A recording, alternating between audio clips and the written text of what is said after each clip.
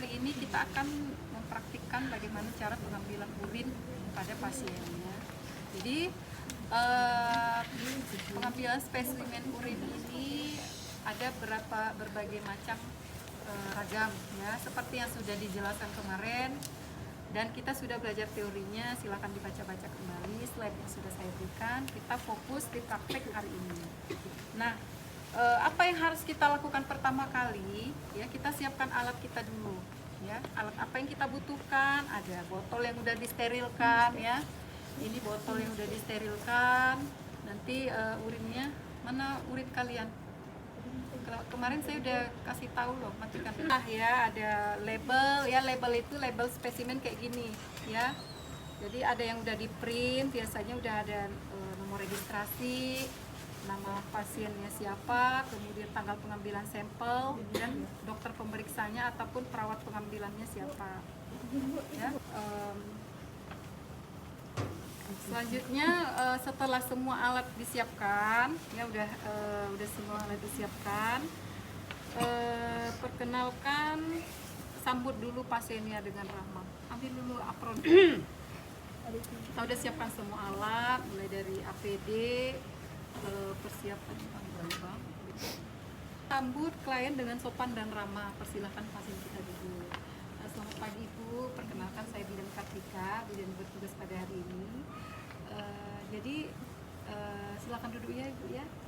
Jadi maksud kedatangan Ibu ke sini mungkin untuk melakukan pemeriksaan urin ya Bu ya. Oke. Nah, nanti kita akan mengambil urin Ibu ya. Jadi disesuaikan dengan kondisi pasien juga ya. Nah, kalau pasiennya itu bisa berjalan, ya suruhlah pasiennya pipis di kamar mandi, tampung di pot urin ataupun di pispot juga boleh. Nanti kita mengambil secara manual. Nah, kalau pasiennya itu tidak pasiennya tidak bisa berjalan ya, tidak bisa berjalan, atau pasiennya yang bed rest, boleh kita lakukan pengambilan sampel itu, pengambilan urinnya itu di tempat tidur ya, dengan cara pasiennya itu nanti berbaring, kemudian diarahkan untuk pipis ke sini. Nah, kalau pasiennya itu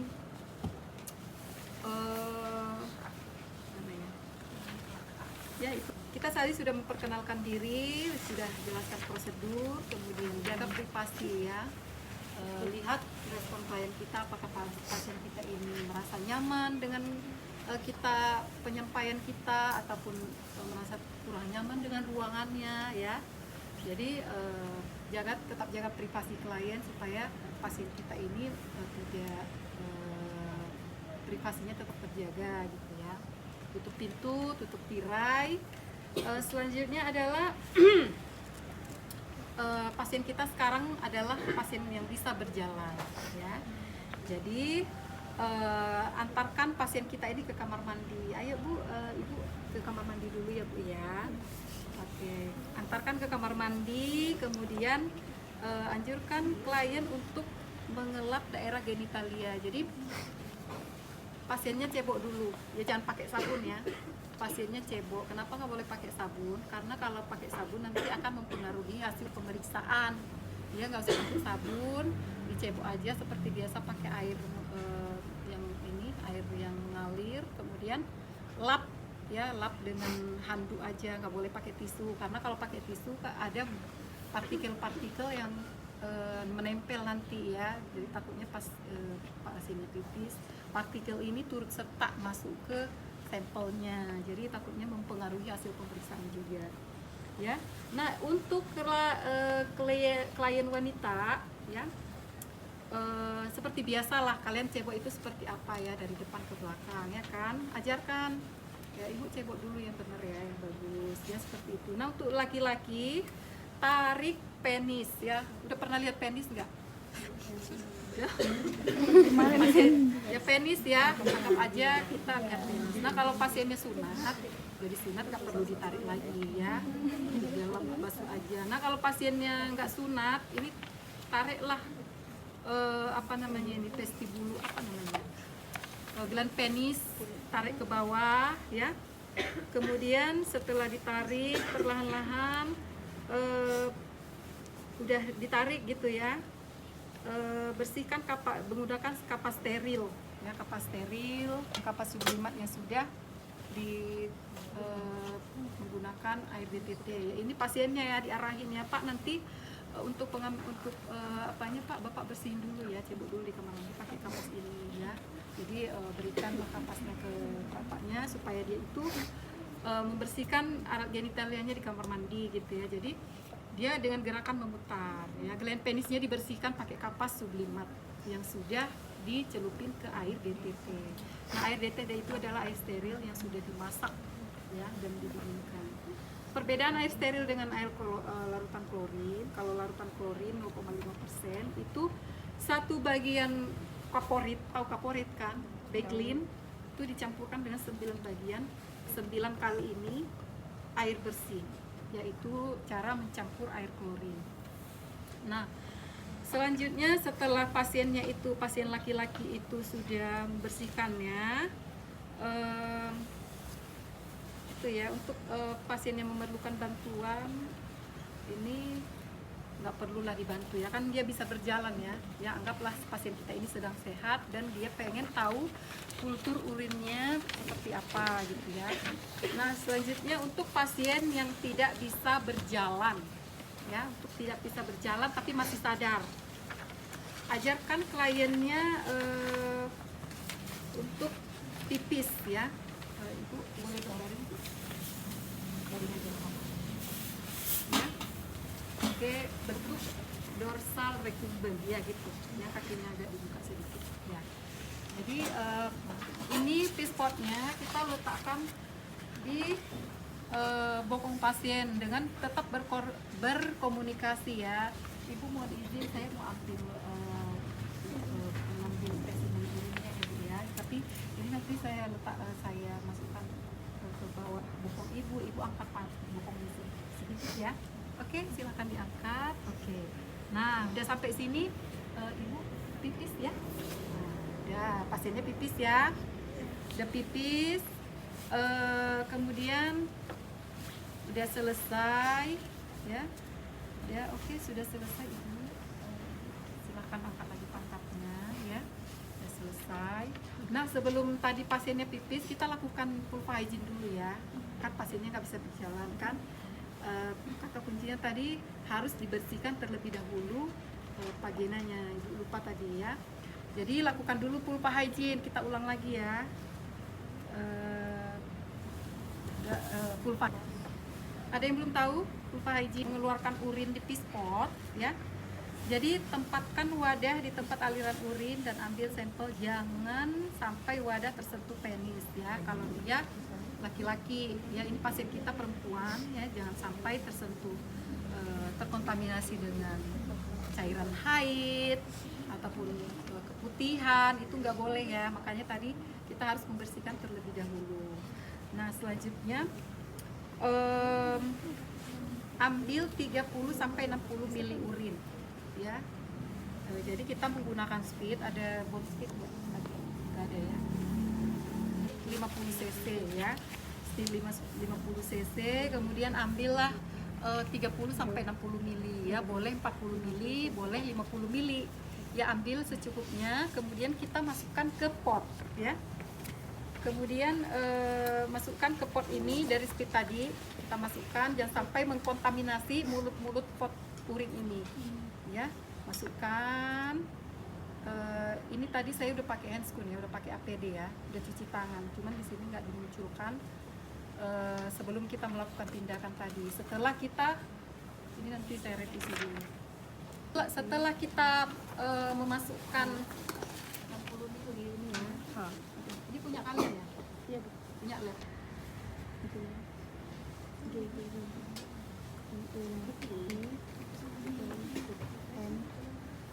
Oke, ya. Ini urinnya sudah kita masukkan sebanyak 60 cc ya, 60 cc. Selanjutnya udah diambil, sarankan kembali ya, kalau pasien tadi sadar, sarankan kembali dia untuk pipis lagi secara keseluruhan ya. Oke, selanjutnya kita harus berikan label ya, ini label yang seperti sudah ada nama, nomor register, nama pasiennya, kemudian tanggal pengambilan sampel, siapa dokter pemeriksanya, ini harus ditempel di sini ya. Ada gambaran ya, ditempel di sini. Kemudian harus kita kirimkan ke laboratorium ya. Kita silakan duduk ya. Kemudian harus dikirimkan segera ke lab, ke laboratorium. Nah, ini untuk urin periodik ini nggak perlu kita ini ya, tapi sekedar tahu aja urin periodik ini urin tampung. Jadi urin tampung seperti misalkan pasien yang rawat inap di rumah sakit itu kan biasanya ada urinal ya. Nah, urin ini akan dilakukan analisis di laboratorium. Nah, kalau dia menggunakan kateter ya pakai kateter aja seperti biasa. Misalkan ini kita pasien penis ya, penis ini kateter. Jadi cara pengambilan urin melalui kateter itu pastikan penis harus ereksi ya, harus tegang dulu, baru masukkan kateter ke uretranya, kemudian urin akan keluar dengan sendirinya dari kateter.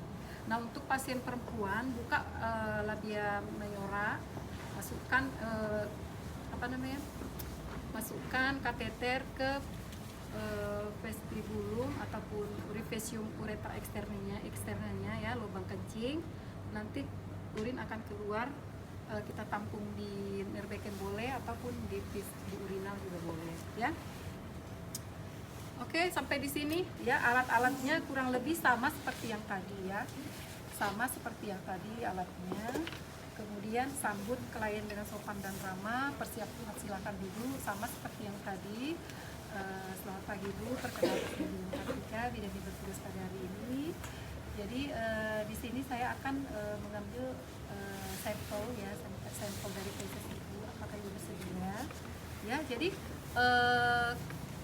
fungsi dari pengambilan sampel ini untuk mengetahui apakah pasien kita ini memeriksa kultur dari fesesnya apakah terinfeksi mikroba seperti cacing ya.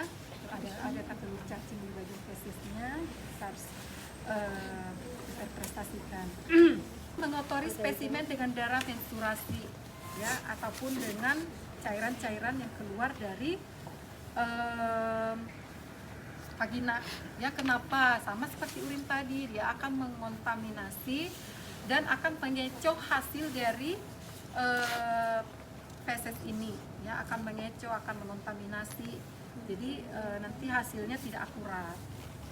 Selanjutnya adalah setelah pasiennya BAB, misalkan lagi lap ini, jangan letakkan tisu di bagian di dalam pispop ya, jangan letakkan tisu di situ. Ataupun kita sudah melakukan pengambilan sampel ketika pasiennya tidak bisa berjalan, jangan meletakkan tisu di dalamnya, letakkanlah di bengkok ya.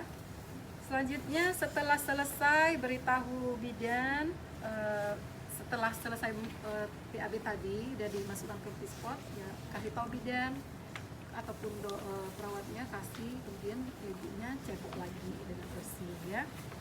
Selanjutnya setelah sudah selesai, kita ambil feses, ambil dulu kapas, ambil feses 2,5 cm sampai dengan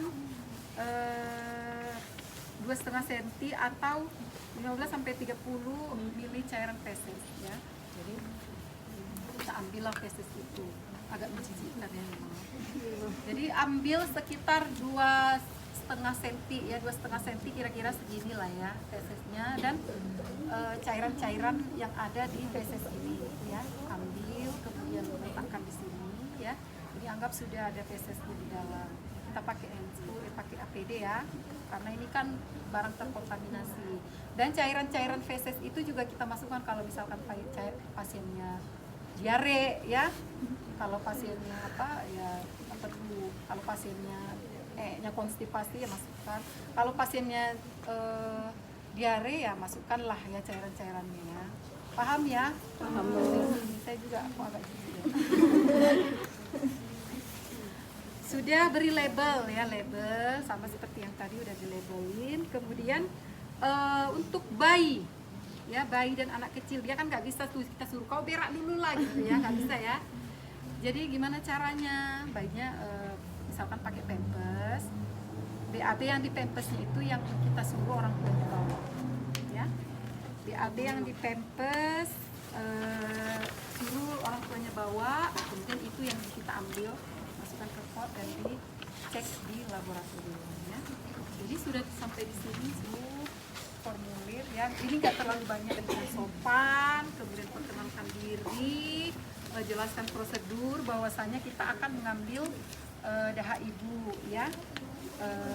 Nanti Bu, saya mau mengambil dahaknya, ya. Jadi nanti saya minta tolong untuk ibu agak membatukkan gitu ya, agak hak gitu ya, dikeluarin. Ya paham lah ya kalau kita mengeluarkan dahak gitu ya, caranya seperti itu. Nah selanjutnya minta klien untuk membatukkan dahaknya ke pot sputum ya. Jadi dahak yang diambil itu sekitar 5 cc ya, 5 cc yang nggak banyak lah ya, paling sekitar 1 sendok makan gitu ya. Selanjutnya semua siapkan alat sesuai dengan daftar tilik yang sudah diberikan ya, yang menjadi SOP-nya disiapkan, semua sudah siap. Ada kartu pip swab, ada ini ada spekulum, ada handscoon, ada kapas sublimat, kemudian ada objek glass, ada apa ini, ada ini ya, cairan pencuci tangan, kemudian ada lampu sorot dan juga ada pasiennya. Nah selanjutnya adalah kita harus menyambut klien ya, sambut klien kita, suruh pasiennya duduk dulu. Selamat pagi Ibu, perkenalkan saya Bidan Kartika, bidan bertugas pada hari ini. Jadi maksud kedatangan Ibu ke sini untuk melakukan pemeriksaan cairan genitalia ya Ibu ya. Baik, di sini saya akan menjelaskan prosedurnya terlebih dahulu. Nanti saya akan memasukkan spekulum ke rongga vagina Ibu, kemudian akan mengambil cairan dari dalamnya. Mungkin akan merasa tidak nyaman ya Bu ya. Nah, setelah itu kita akan mengambil cairan, kemudian akan kita kirimkan ke lab, dan hasilnya itu bisa kita perkirakan mungkin 3-5 hari selesai diberikan lagi hasilnya kepada Ibu. Apakah Ibu bersedia?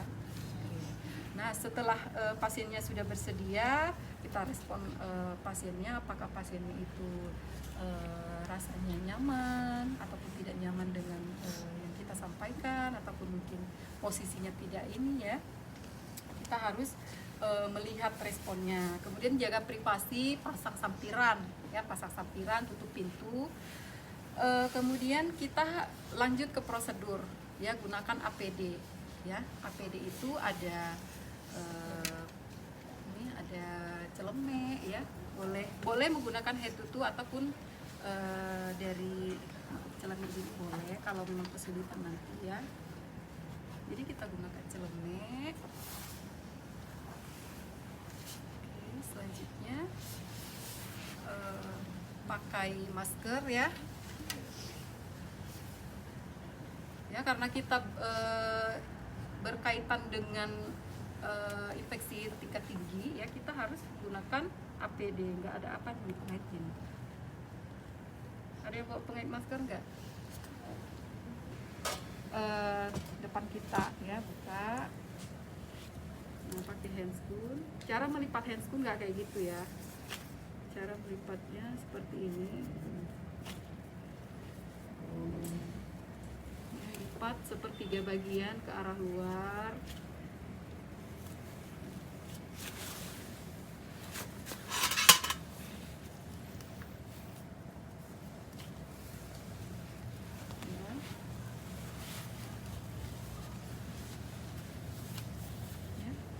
Jadi gunakan dulu semua APD kita tadi ya. Kalau memang pakai ini boleh ya, pakai penutup kepala. Yang kalau pakai berjilbab nggak perlu lah ya. Yang nggak pakai jilbab boleh pakai ya penutup kepala. Kemudian pakai ini kacamata Google, dipakai aja kalau memang mau. Tapi saya taruh sini aja lah ya, nanti susah. Nah selanjutnya kita cuci tangan ya, cuci tangan, lepaskan dulu semua perhiasannya. Lepaskan jam tangan, lepaskan cincin, gulung lengannya ya.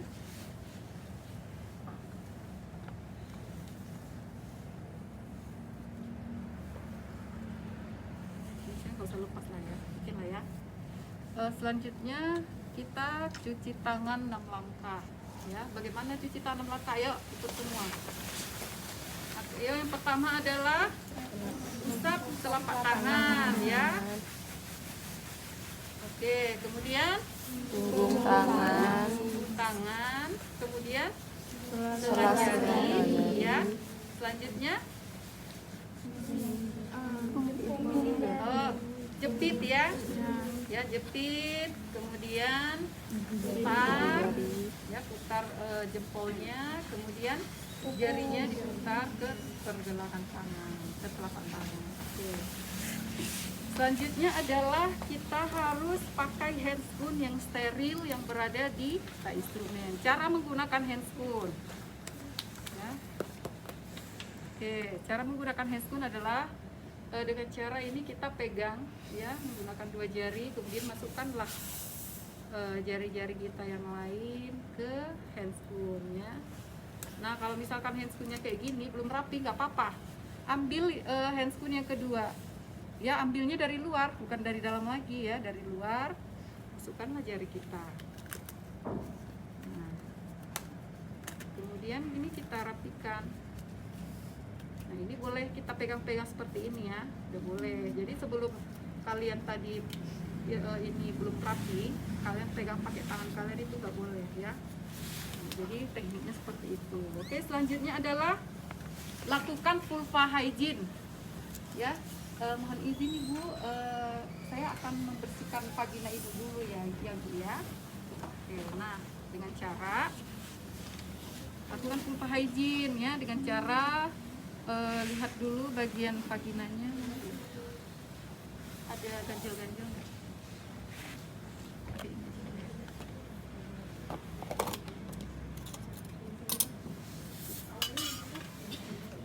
Oke, kita ganjil ya biar kelihatan ya. Nah, lakukan vulva hygiene dengan cara ambil beberapa kapas sublimat yang sudah dicelupkan ke larutan air DTT ya, desinfeksi tingkat tinggi. Ambil 5 lah ya.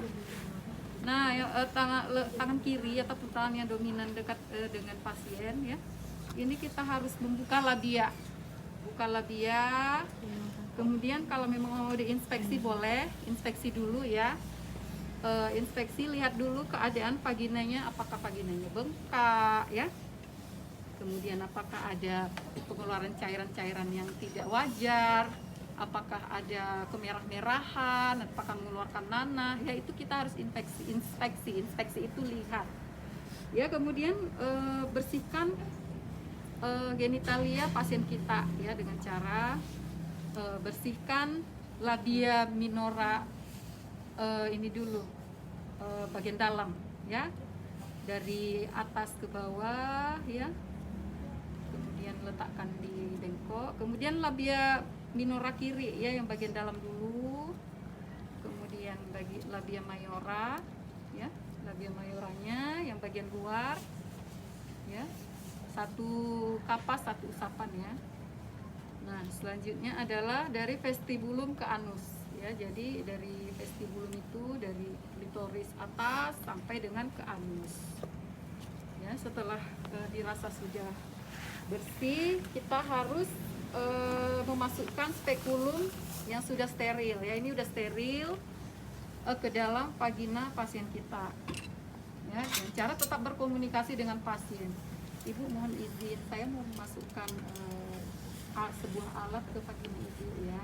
Jadi mungkin ini terasa tidak nyaman Bu, nanti Ibu ketika saya memasukkan spekulumnya, Ibu harus tarik nafas ya Bu ya, jangan ditahan Bu, nanti dia akan mengganjal di bagian perut ya.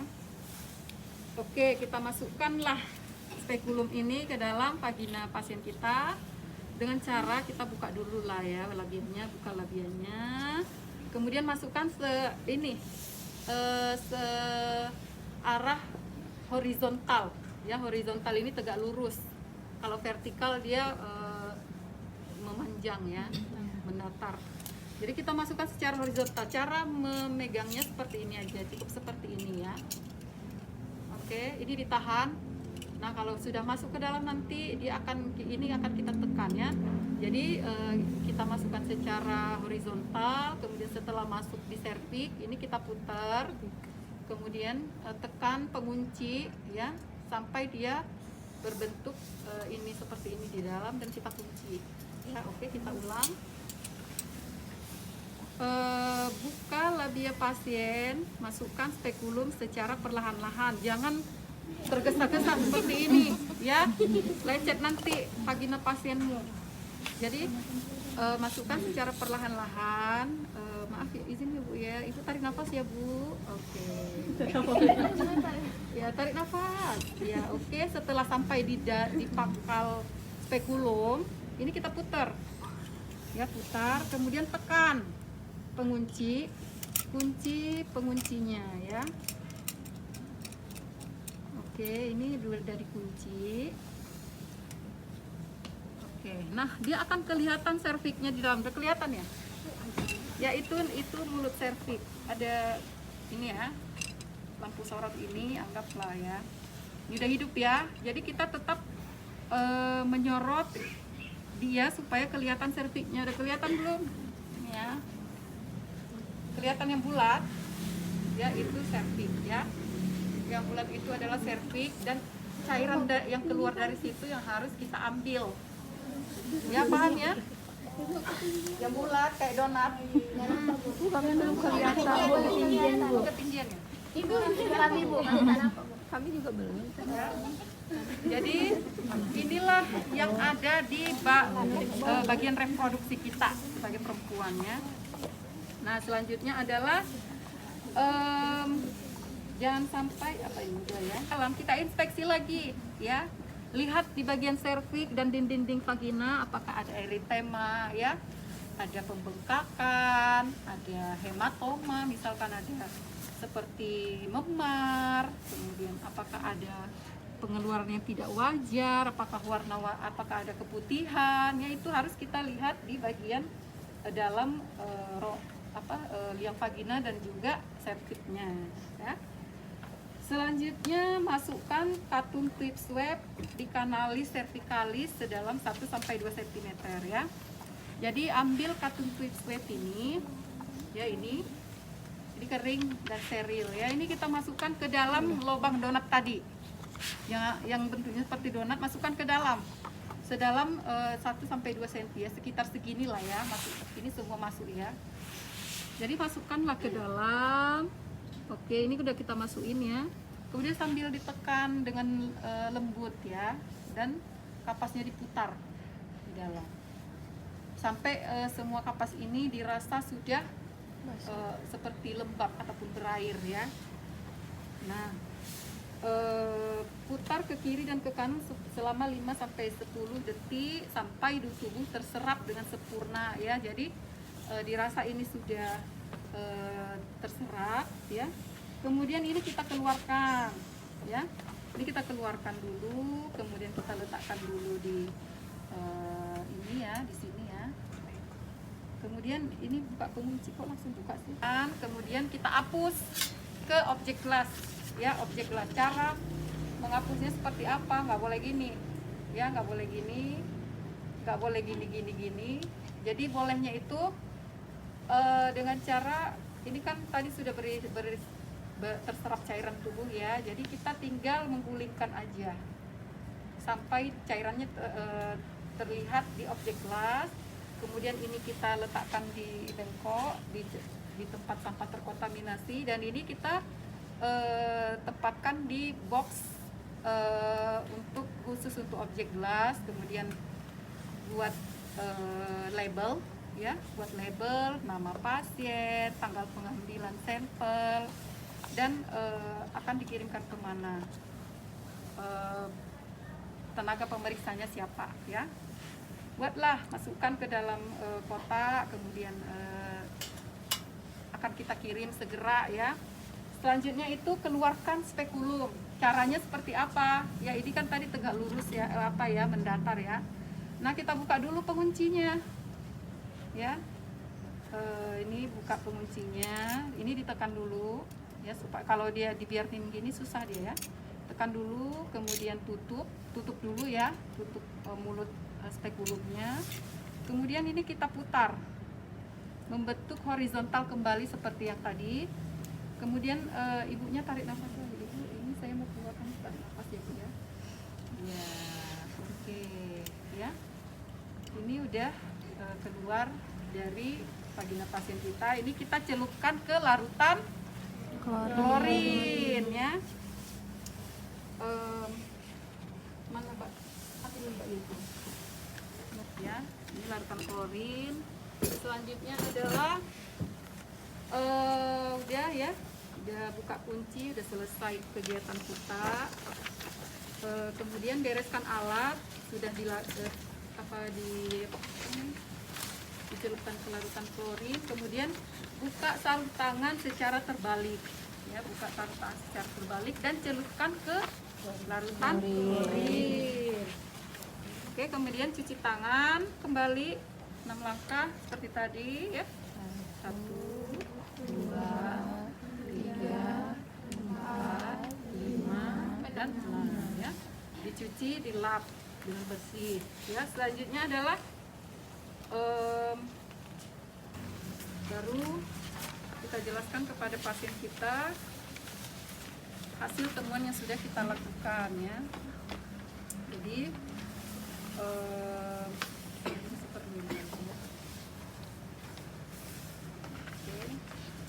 Setelah itu kita harus jelaskan kepada ibu, kita sudah selesai melakukan pengambilan spesimen genitalia dan untuk hasilnya mungkin akan segera saya beritahukan setelah 3-5 hari ya Bu, mohon menunggu ya, nanti akan kita hubungi untuk pengambilan hasil ya Bu ya. Oke, semua rangkaian kegiatan untuk pengambilan spesimen genitalia sudah selesai. Kita pamit ya, kita pamit kepada pasien, bereskan alat dan pasiennya boleh dipersilahkan untuk pulang.